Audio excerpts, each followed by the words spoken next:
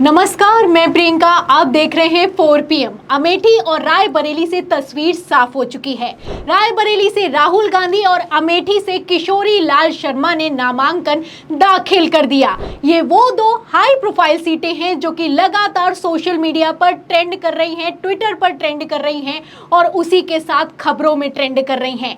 अब जब नामांकन दाखिल हो चुका है उसके बाद भी ये खबरें ट्रेंड कर रही हैं। और क्यों ट्रेंड कर रही हैं, इसके पीछे की वजह ये है, सवाल ये किया जा रहा है कि आखिर राहुल गांधी ने अमेठी से अपना नामांकन दाखिल क्यों नहीं किया।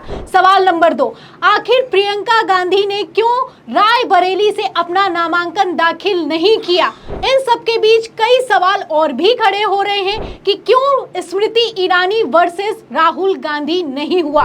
तो इन सभी सवालों के जवाब लेंगे और हमने अमेठी को लेकर और रायबरेली को लेकर आपको रिपोर्ट भी दिखाई है, लगातार ग्राउंड कवरेज भी की है। तो उस ग्राउंड कवरेज से कहां तक तस्वीर साफ हुई है और इसके बाद जो नामांकन दाखिल हो गया उसके बाद कितनी तस्वीर बदल गई है, इन सभी मुद्दों पर चर्चा करेंगे। और चर्चा करने के लिए हमारे साथ मौजूद हैं 4 PM के संपादक संजय शर्मा जी। सर, आखिरकार तस्वीर साफ हो चुकी है। रायबरेली में राहुल गांधी वर्सेस दिनेश प्रताप सिंह और अमेठी में किशोरी लाल शर्मा वर्सेस स्मृति ईरानी होने वाला है।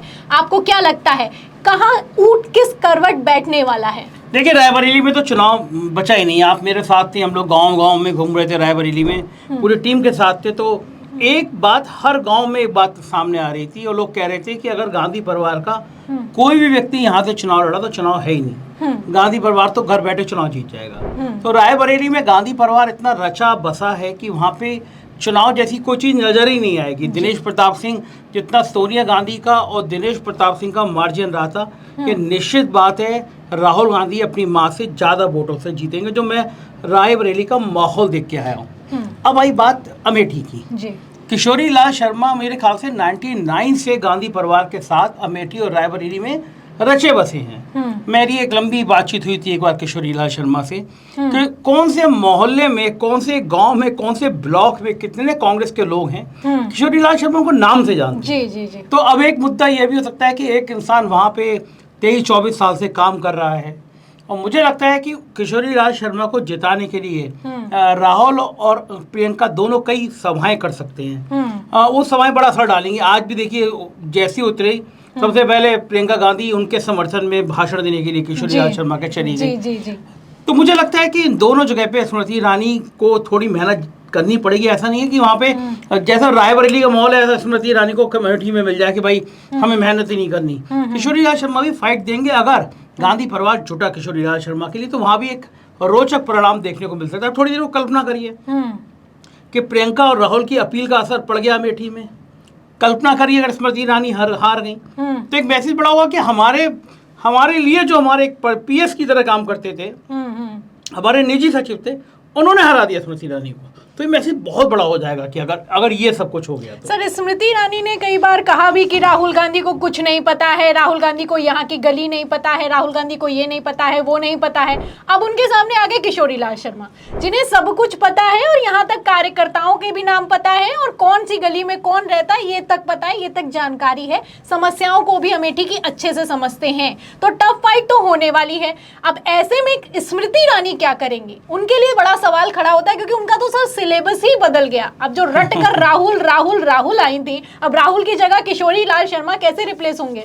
अब वो आज से ये गाना उन्होंने शुरू कर दिया है कि डर के मारे भाग गए चले गए। अब वो यही राग आलापेंगी। लेकिन अगर किशोरी लाल शर्मा का चुनाव उठता है, सबसे बड़ी बात यह है कि अमेठी में समाजवादी पार्टी भी मजबूती के साथ खड़ी है किशोरी लाल शर्मा के पीछे। और अमेठी के सपा के एक विधायक को बीजेपी ने तोड़ा था। तो अखिलेश यादव के मन में कहीं सा वो पीड़ा भी है कि मैं अमेठी में दिखाऊं कि फिर देखो कैसे चुनाव हराया जाता है। तो अगर अखिलेश यादव भी मजबूती के साथ किशोरी लाल शर्मा के पीछे खड़े हो गए, समाजवादी पार्टी वहाँ खड़ी हो गई, तो चुनाव फंस सकता है स्मृति ईरानी का। आसान नहीं है, मतलब लड्डू नहीं है कि बैठा और खा लिया। तो मैडम जी ने जो काम किए हैं, जो 13 रुपए किलो शक्कर और लोगों के यहाँ शौचालय नहीं है, हम लोगों ने कितने गांव में घूम के देखा था। तो वो विकास की योजना, ऐसा नहीं है कि बहुत बड़ी बड़ी योजनाएं बन गई हैं गांव में। गांव के लोग अभी भी गांधी परिवार को याद क्यों करते अगर स्मृति ईरानी ने काम किया होता।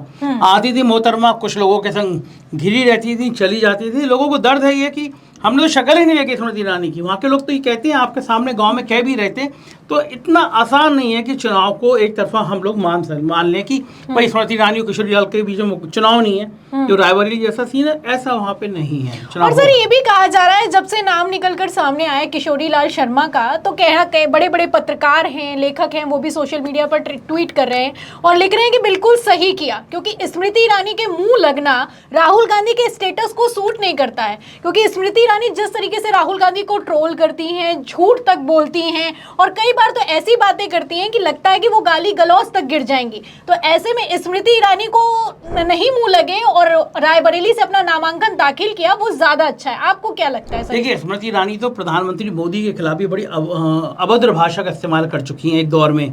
गुजरात में जाकर उन्होंने क्या क्या नहीं कहा था नरेंद्र मोदी के लिए। तो उनकी भाषा की मर्यादा तो हमने एक बार तब देखा था, उनका अनन्य भक्त सुधीर चौधरी तो तिहाड़ जेल की यात्रा करके आए हैं। एक सवाल पूछ लिया था सुधीर चौधरी ने कि कम से कम इंटरव्यू में बैलेंस तो लगे। टमाटर पे शायद पूछा था, टमाटर महंगे क्यों हो रहे हैं आपके घर में। पलट के सुधीर चौधरी की वो फजीयत कर दी। स्मृति ईरानी ने पूछा कि मैं पूछूंगी आपको कि आप तिहाड़ जेल में रह के आए, आपको कैसा लगा? तो ये कोई सोच नहीं सकता था कि जो सुधीर चौधरी जैसा भक्त जो दिन भर मोदी मालिक भी रह चुके हैं सर। पहले वो काम भी कर चुके हैं पत्रकार के तौर पर, तो मालिक भी रह चुके हैं। तो वो जो है, जब सुधीर चौधरी की जो इंटरनेशनल फजीयत उन्होंने कराई कि तिहाड़ जेल की यात्रा की याद दिला दी, तो वो स्मृति ईरानी कब किसके लिए क्या कहते हैं, एक भास्कर के पत्रकार ने सवाल पूछ लिया था, उसको नौकरी से निकलवा दिया। तो बहुत तुनक मिजाज हैं, कब वो खुश हो जाए, कब वो दुखी हो जाए, कब किसी को फटकार दें, ये उनके चलन में है। अमेठी के लोग जानते हैं, इसीलिए अमेठी में उनको आसान नहीं है, परेशानी होगी वहाँ पे। सर, अमेठी में जब हमने ग्राउंड कवरेज की तो पब्लिक काफी ज्यादा राहुल गांधी चिल्ला रही थी। बुजुर्ग भी कह रहे थे, हमने यहाँ बातचीत की थी, उनका कहना था कि राहुल गांधी आएंगे और राहुल गांधी आएंगे तो हम अपनी भूल सुधारेंगे। अब राहुल गांधी को आपको क्या लगता है कि क्या इसके पीछे का कारण रहा होगा? क्योंकि कयास तो कई लगाए जा रहे हैं। आपको क्या लगता है कि क्या कारण रहा होगा कि राहुल गांधी ने अमेठी छोड़कर रायबरेली से अपना नामांकन दाखिल किया? देखिए, भारतीय जनता पार्टी की रणनीति थी कि किसी भी तरह राहुल गांधी को अमेठी में फंसा दो। इतना चुनाव कंपटीशन का, एक के बाद एक नेता को भेजो, माहौल कर दो कि राहुल गांधी को ज्यादा समय अमेठी में गुजारना पड़े। क्योंकि राहुल जितनी देश में सभाएं कर रहे हैं, बहुत बड़ी संख्या में भीड़ आ रही है और वो देश में अगर लगातार सभाएं करेंगे, फ्री रहेंगे, तो निश्चित रूप से कांग्रेस की सीटें काफ़ी बढ़ जाएंगी। बीजेपी प्लानिंग थी इतना पहले माहौल बना दो, राहुल गांधी डर रहे हैं, नहीं आ रहे हैं, किसी तरह से वो अमेठी में आ जाएं। फिर अमेठी में मोदी की रैली करा दो, शाह की करा दो, इतना टफ कर दो कि राहुल गांधी को मुश्किल से रहना पड़े यहाँ पे, ज़्यादा से ज़्यादा रहना पड़े। तो पूरे देश में जो राहुल की रैलियां वो फ्लॉप हो जाएंगी और राहुल जा नहीं पाएंगे। तो ये रणनीति कांग्रेस भी समझ रही थी कि राहुल को यहाँ पे लड़ाया और ये चुनाव फंसा। तो निश्चित रूप से राहुल गांधी ने रायबरेली चुन के बहुत अकलमंदी करी है, क्योंकि अब देश भर में राहुल प्रचार करेंगे और भारत जोड़ो न्याय जोड़ो यात्रा के बाद राहुल का कद बहुत बढ़ गया है। लोग उनको सुनना चाहते हैं। एक तरफ झूठे जुमलों की बाढ़ है और एक तरफ राहुल गांधी है, तो नेचुरली अब जुमलावादी पार्टी से लोग राहुल की तरफ ज्यादा। जुमला दीदी भी कहा जा रहा था कि 13 रुपए किलो शक्कर कही थी कि कमल का बटन दबाओ 13 रुपए किलो शक्कर पाओ। ना शक्कर मिली है और ना ही दीदी मिलती हैं।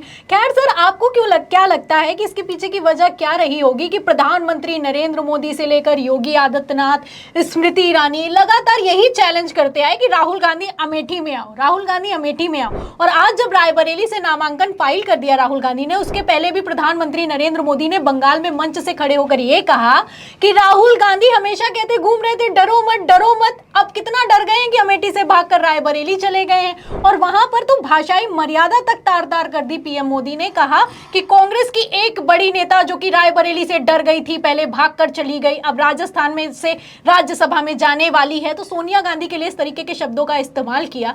क्या कहेंगे सर? सोनिया गांधी के लिए, सोनिया गांधी जैसी एक लेडी के लिए जिसने अपने पति को, अपनी सास को खोया है देश के लिए, बहुत खराब भाषा का इस्तेमाल पहले भी कर चुके हैं। और ममता बनर्जी ने जवाब दिया कि बंगाल में बैठ के राहुल गांधी की बात क्यों कर रहे हैं और हक है किसी को भी चुनाव कहीं से लड़ सकता है वो। तो ये जो इस रणनीति में जो फंसाने की कोशिश है, तो जाहिर है एक प्लान है ऐसा जो फेल हो गया, तो तिलमिलाए हुए हैं प्रधानमंत्री। अब देखिए, ये घबराहट जो है राहुल गांधी के आने के बाद यही है कि राम मंदिर चल नहीं पा रहा जी। हिंदू मुसलमान चल नहीं पा रहा, तो अब वो मंगलसूत्र फेल हो गया। तो वो हिंदू मुसलमान का मामला गर्म बने, राम मंदिर उठ जाए, तो प्रधानमंत्री 5 तारीख को आ रहे हैं, अयोध्या में दर्शन करेंगे कि किसी तरह मंदिर आ जाए। मतलब लोग तो निकले घर से। अगर ये जो 7 तारीख को चुनाव है इसमें भी वोटिंग कम रहती है तो निश्चित रूप से बीजेपी को अपने भविष्य पे बहुत बड़ा सवाल लगता हुआ नजर आएगा कि मामला अब फंस गया, चुनाव फंस गया। सर आखिरी सवाल लूंगी आपसे कि एक तरफ प्रधानमंत्री नरेंद्र मोदी लगातार चिल्ला रहे हैं डरो मत, लेकिन पब्लिक पलट कर अब सोशल मीडिया पर सवाल कर रही है कि डरपोक प्रधानमंत्री तो आप हैं। आपने मणिपुर, मेघालय और नागालैंड में कोई प्रत्याशी नहीं खड़ा किया, और जहां तक रही 370 की बात, आप कश्मीर के नाम पर वोट मांगते हैं कि 370 वोट आने वाले हैं भारतीय जनता पार्टी को अकेले और 400 पार एनडीए कर जाएगी। तो 370 के नाम सर वोट तो मांग सकते हैं, लेकिन कश्मीर में भी अपना कोई प्रत्याशी भारतीय जनता पार्टी ने खड़ा नहीं किया है। तो दूसरे को तो आप चैलेंज कर रहे हैं कि राहुल गांधी डर कर भाग गए। अब जहां पर आपकी सरकार है, आप क्यों डर कर भाग गए, इसका जवाब देंगे? प्रियंका जी, प्रत्याशी ना खड़ा करते तब भी चल जाता, लेकिन मणिपुर जाने की हिम्मत नहीं कर पाए प्रधानमंत्री। वहां पे सैकड़ों महिलाओं की, पुरुषों की हत्या कर दी गई। इतना माथे पे कलंक लगा देश के कि वहाँ महिलाओं को नग्न करके घुमाया गया, उनके शरीर के साथ छेड़खानी करी, और प्रधानमंत्री के मुंह से मणिपुर का मान ही निकलता है। इस देश में एक राज जल रहा है, अभी भी वहाँ हिंसा थमने का नाम नहीं ले रही, और मुख्यमंत्री वहाँ का अभी तक उसको बर्खास्त करने की हिम्मत नहीं हो रही। तो कौन डर रहा है ये सबने देखा कि कौन डर रहा है। कौन नवाज शरीफ को हैप्पी बर्थडे कहने गया, कौन नवाज शरीफ के यहाँ बिरयानी खाने गया, किसने अपने प्रधानमंत्री बनने के लिए पाकिस्तान के प्रधानमंत्री को बुलाया, कहाँ कहते थे हम शहीद हेमराज का सिर काटने वालों को सबक सिखाएंगे, सिर वापस लाएंगे। सरकार बनते ही नवाज शरीफ को प्रधानमंत्री पाकिस्तान को बुलाया, फिर उसको हैप्पी बर्थडे कहने गए, उनकी अम्मी को शॉल दी, बिरयानी खाई, और अब पाकिस्तान की एंट्री कराना चाह रहे हैं राहुल गांधी के साथ जोड़ के। लेकिन जनता है ना, सब जानती है कि कितना बड़ा झूठ कौन बोलता है, और वो जो बटन दबेगा ना तो पता चलेगा कि इस बार होने वाला क्या है। बहुत बहुत शुक्रिया सर। तो पब्लिक है, सब जानती है कौन कितना बड़ा डरपोक है, पता चल जाएगा। और सबसे बड़ी बात यह है कि प्रधानमंत्री नरेंद्र मोदी ऐसी बातें कैसे कर सकते हैं जो भारतीय जनता पार्टी एक मेयर पद के चुनाव के लिए जी जान लगा देती है। एक एक सीट के लिए लोग किस हद तक जाते हैं ये किसी से छुपा हुआ नहीं है। वो भारतीय जनता पार्टी कई राज्यों में भाग खड़ी हुई है। मणिपुर, नागालैंड, मिजोरम और कश्मीर जिसके नाम पर ये लोग वोट मांग रहे हैं, वहां तक अपना एक प्रत्याशी खड़ा नहीं किया है, और चैलेंज भरे मन से राहुल गांधी को किया जा रहा है। फिलहाल कांग्रेस की रणनीति यह है कि चाहे जितना चैलेंज कर लो, करेंगे तो हम वही जो करना है, तुम्हारे ट्रैप में आने वाले नहीं हैं। तो तस्वीर साफ है कि रायबरेली और अमेठी में क्या होने वाला है, पब्लिक का रुझान भी बता रहा है और इन लोगों की बौखलाहट भी बता रही है। तो फिलहाल आपको क्या लगता है, रायबरेली और अमेठी में इस बार किसकी सरकार होने वाली है, या यूं कहें कौन जीतने वाला है? इस सवाल के जवाब में, इस पूरी चर्चा पर आप क्या सोचते हैं, हमें कमेंट बॉक्स में जरूर लिखें। वीडियो को ज्यादा से ज्यादा शेयर करें, हमारे चैनल को लाइक करें, सब्सक्राइब करें, ज्वाइन करें। फिर मिलती हूं अगली खबर के साथ, तब तक के लिए धन्यवाद।